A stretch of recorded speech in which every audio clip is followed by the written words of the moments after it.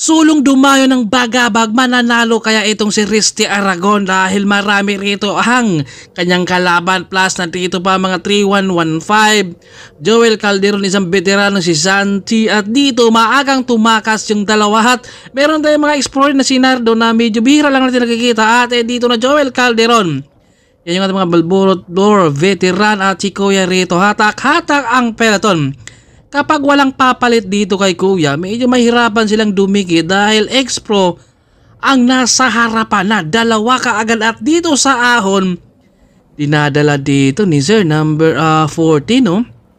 At dito si Nardo dahan-dahang pumanay at biglang iniwan niya dito yung kanyang kasama sa breakaway, matapos pinagtrangko, pinagod muna pagkatapos iniwan din pala, at Risty Aragon humabol din siya sa ahon at dumikit, pero si Santi lumabas rin siya rito. Joel Calderon inunahan dito ni Santi sa pagtakas sa grupo, kaya ito ay naghahabol. Nag-aantay naman yung dalawa at dumikit. Risty ang humatak. Itong tatlo natin rito, magandang abangan yung ating rimatihan kung sino ang mananalo rito, dahil si Risty Aragon wala siyang pangrimate. Pero ano kayang discard niya dito? Dahil si Sante, syempre, climber itong si Sante.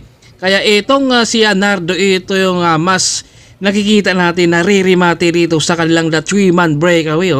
At nagpapalitan din sila dito. Walang gulangan. Syempre, kailangan mo rin talagang tumulong sa kanilang 35 kilometers.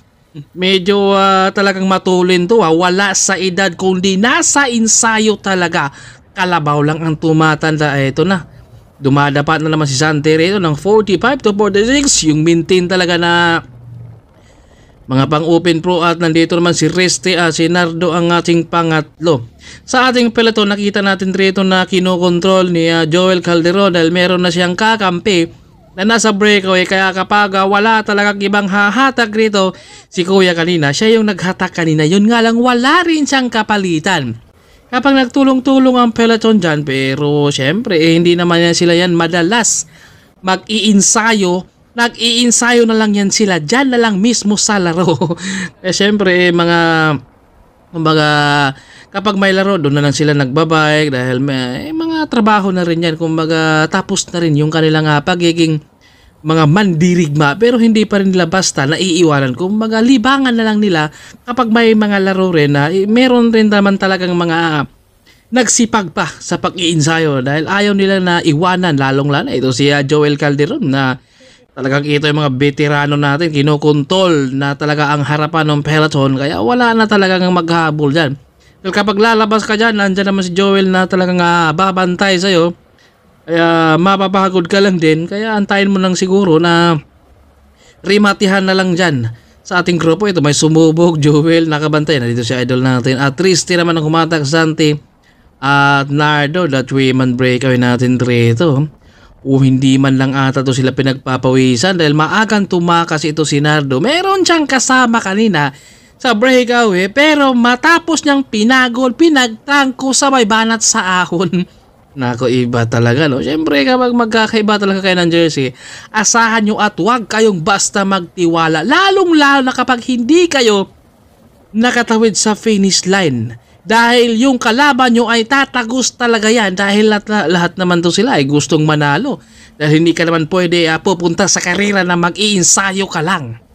Dahil siyempre, meron ding entry to Buti na lang dito ay libre.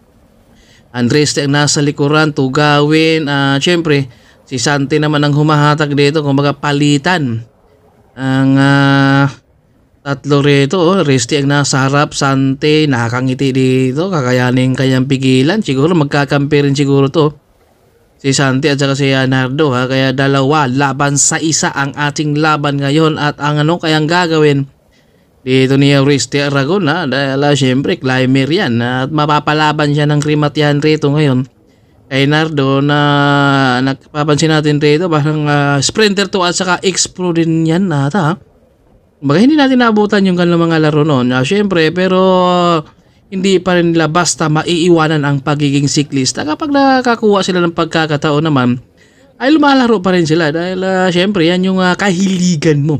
Kahit saang sulok ng mundo, basta't kaya mong puntahan, Andyan ka talaga at Risty.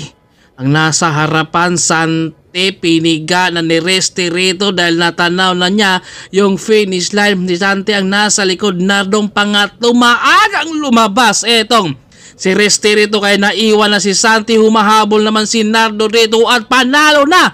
Itong si Risty pero sprinter naman ang naghabol rito kaya mapipilitan. Itong si Risty talagang persahin pero dahan-dahan dumikit sa likuran itong si Nardo at tumapat rito kay Risty at inabot na ko, sayang. Maaga yung labas doon ni Risty kaya pangalawa siya, si Nardo yung ating champion, pangatlo si Santi at pang-apat naman si Joel Calderon at ito si Idol Red at rimatihan din yung ating grupo rito. Ang ganda ng ating laban, yun nga lang nautakan sila sa ating X-Pro.